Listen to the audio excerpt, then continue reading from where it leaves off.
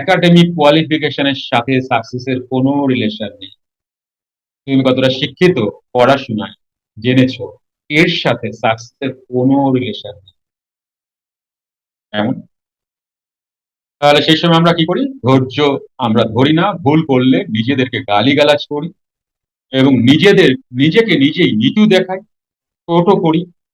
এগুলো সাকসেস হতে গিয়ে কিছু সংখ্যক মানুষ যেটা করে, নিজেকে নিজে ঘৃণা করি।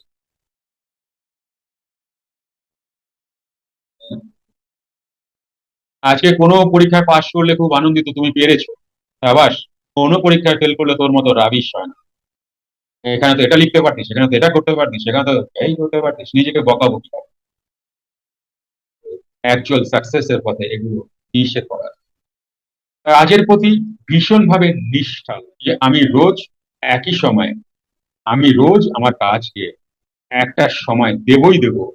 সেটা আমার বিয়ে বাড়ি থাকুক, আমার অমুক বাড়ি থাকুক, আমার রিলেশন এই সেই যাই থাকুক না কেন, আমি আমার প্রফেশনকে বা আমার শেখার সময়কে বা আমার যেটা আমাকে আমি বানাবে, আমি ওই সময়টা কাউকে দেব।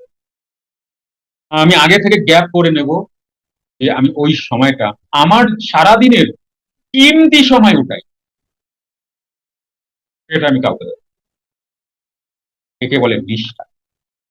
যেমন তোমরা আরএলপি ক্লাসে তোমার এটা আমার জীবনের চাবিকাঠি, একটা ঘন্টার ব্যাপার, আমি একে দেবই দেব। তার জন্য আমাকে কাজ আগে থেকে গুছিয়ে যা করার করতে হবে, আমার এই সময়টা দিতেই হবে, কারণ এই আমার কালকের দিনের পজিটিভিটি এবং ক্রিয়েশন এই ক্রিয়েট করবে। তা না করে আমরা কি করি? প্রচুর পরিশ্রম করি, প্রচুর পরিশ্রম করি এবং হাঁপিয়ে গিয়ে বলি সাকসেস আমার দ্বারা সম্ভব না। তুমি কত পরিশ্রম করবে?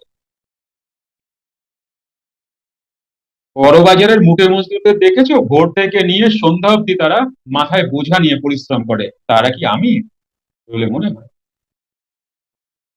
তাহলে পরিশ্রমই যদি সাকসেসের শেষ কথা হয়, তাহলে এটা তো ভুল। তার মানে এই না পরিশ্রম লাগে না, পরিশ্রম অবশ্যই লাগে, কিন্তু সেই পরিশ্রম তুমি যে করবে সেটা স্মার্ট পরিশ্রম। এবং একটা সময় এই পরিশ্রমকে, এই যে পরিশ্রম তুমি করলে, হিউজ পরিশ্রম, এটাকে ইকোসিস্টেম করে দেবে। ইকোসিস্টেম মানে তুমি না থাকলেও এটা